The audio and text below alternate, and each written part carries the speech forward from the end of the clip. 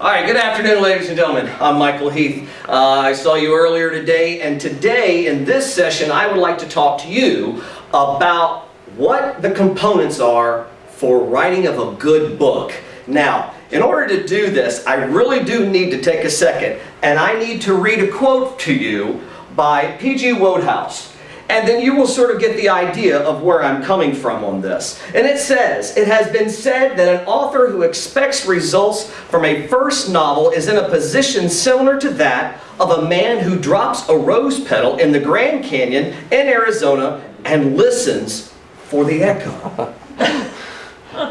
So what does that mean? What is that all about for us? That means that writing your first book, which I'm in the process of doing right now, is difficult. Now, my expectations, my own personal expectations are very, very high. However, I do have that sense of reality as well. But learning some of the things that I've learned in the last few months, Dr. Wayne Dyer being one of them, who says you have to believe that you are what you say you are. So I am a writer. I am a good writer, and that's what I want to teach you today. And there's 5 areas for that, okay? The very first thing I want you to think about when you are writing a book, number 1, and believe it or not, it's the cover. You have to pay attention to the cover. It is what sells the most.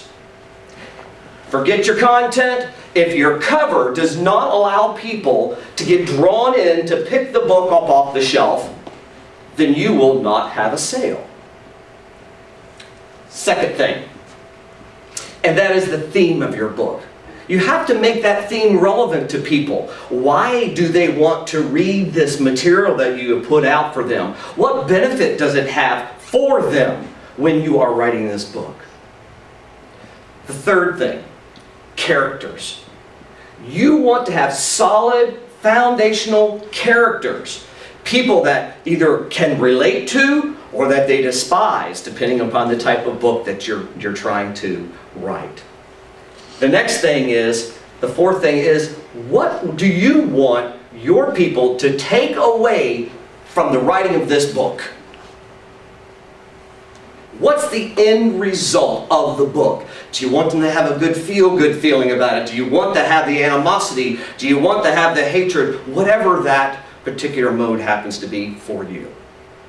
And then finally, the fifth thing is that satisfying ending. The ending ties up everything that you have done throughout the entire book. Just like we do at the end, we summarize, we put our ideas back one more time so that the audience knows where we're from and what we are about. So if we look at the Grand Canyon analogy that I talked about a while ago, do we always get what we want on the first try?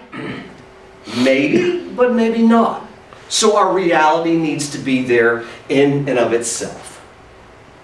So I encourage you to fight, to live, to work hard, and to keep that analogy rolling in your mind that says, I can and I am a writer. Now I have time for 2 questions. Who has the first one? Yes, ma'am. What type of book are you writing? She asked a question about what type of book that I'm writing. The title of my book, and I'll start with that. The title of my book is called When Students Don't Matter. And that is about basically the educational system in the state of Ohio and how we often get in the way of our students excelling. I have time for one more. Anybody else? How do you go about picking what should be on that cover? You know the cover is important. You know that that's a big piece of whether the book sells or not. So how do you choose? How do you know what you choose is going to be successful? Yeah, so what's going to be on the cover? And there's several components of the cover, and basically is what kind of picture, what themes are you wanting to be in the book, and how can you make those connections to the audience right off the bat? Something eye-catching, not too much color, because too much color sometimes is overwhelming to someone who is trying to see something right off the shelf. A lot of times, white spines, what's on the spine, the choosing of the title in and of itself is what is important in my opinion.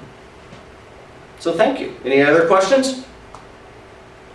All right, thank you. Have a good day. Oh, no. Closing. Oh, but don't forget, don't forget, when your rose falls, listen for the noise.